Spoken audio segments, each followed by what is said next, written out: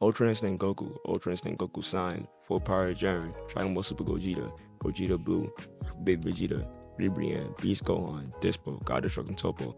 Each of these characters do unique things in Dragon Ball Xenoverse 2, right? And I think that's what they all have in common. They're all characters that have their own little mechanic to make the experience of that character or the game more fun and feel more challenging, or just try to give you the upper hand against the opponent. This is something that I'm sure we'll without a doubt see in Sparking Zero. I mean, it's everywhere, right? And we already got a taste of this by seeing Broly literally shatter dimension, but that's just for effect, I believe. And but it just shows how strong he is. Now I know that some of the characters are broken up into archetypes, so just imagine how unique all these characters can be, the new animal characters that is, and they're distinguished through their own unique tech. I think we're gonna need a bit of time to really understand some of these characters after the game is released, and that's what makes it all better.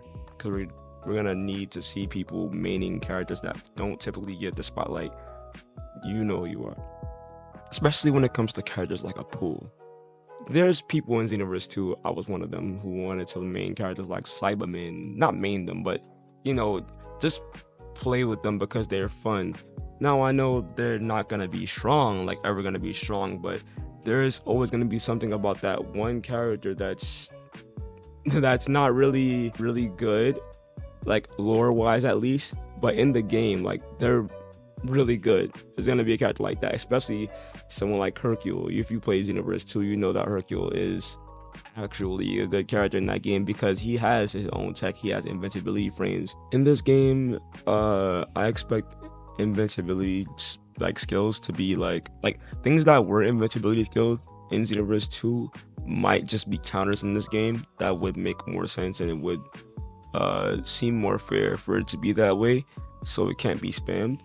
Uh, Moves like, okay, in Dragon Ball Xenoverse 2, if Gogeta did a forward dash, he would have iframes because in Dragon Ball Super Broly, the movie, he could do he did the thing where he spun his hands in a circle and then he like confused Broly and moved his hand, dodged the attack and everything like that, right?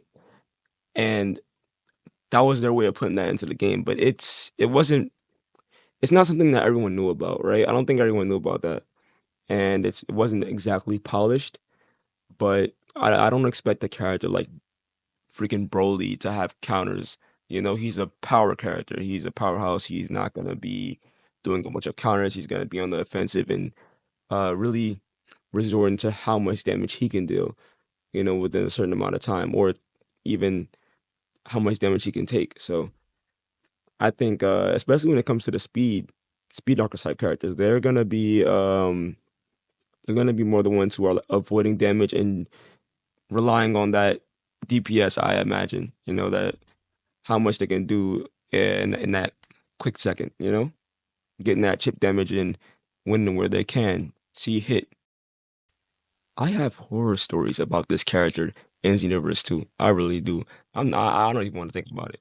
But I hope you enjoyed the video. Thank you for watching. Thank you for listening. If you did, make it to the end. And you have a good day.